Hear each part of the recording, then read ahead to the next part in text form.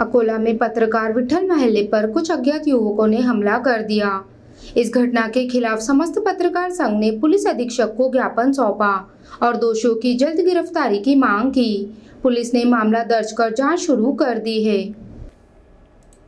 अकोला में पत्रकारों की सुरक्षा को लेकर गंभीर सवाल खड़े हो गए हैं। 19 मार्च की रात करीब 11 बजे एसटी वर्कशॉप के पास पत्रकार विठल महल्ले पर कुछ अज्ञात युवकों ने अचानक हमला कर दिया। वे अपने कार्यालय का काम खत्म कर घर लौट रहे थे, तभी 4 युवकों ने रास्ता रोककर उनके साथ मारपीट की। इस हमले के बाद महल्ले परिवार तनाव में है। बुधवार रात को उन्होंने खदान पुलिस स्टेशन में शिकायत दर्ज कराई, लेकिन अब तक आरोपियों की गिरफ्तारी नहीं हुई है। इसे लेकर पत्रकारों में रोष है। गुरुवार को महाराष्ट्र बहुजन पत्रकार संघ के पदाधिकारियों ने पुलिस अधीक्षक बच्चन सिंह से मुलाकात कर दोषियों की जल्द गिरफ्तारी और कड़ी कार्रवाई की मांग करते हुए ज्ञापन सौंपा।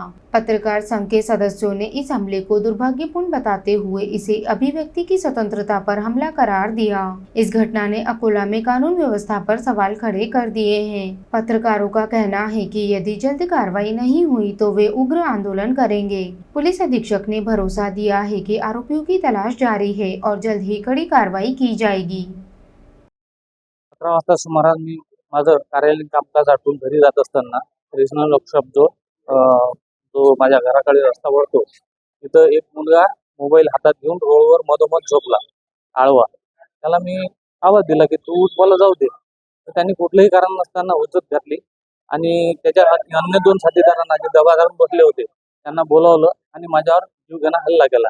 माझंच हेल्मेट घेऊन माझ्या डोक्यावर त्यांनी अनेक वेळा मारलं आणि दोघांनी लाथाबुक्क्यांनी मारहाण करून असं म्हणा की जीव घेण्याचा त्यांनी प्रयत्न केला, परंतु माझ्या सुदैवाने बचावलं आणि काही लोक धावून आले, त्यांना ते पळून गेले.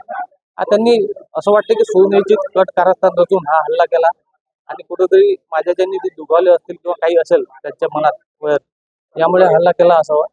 पोलिसांनी तक्रार केलेली आहे.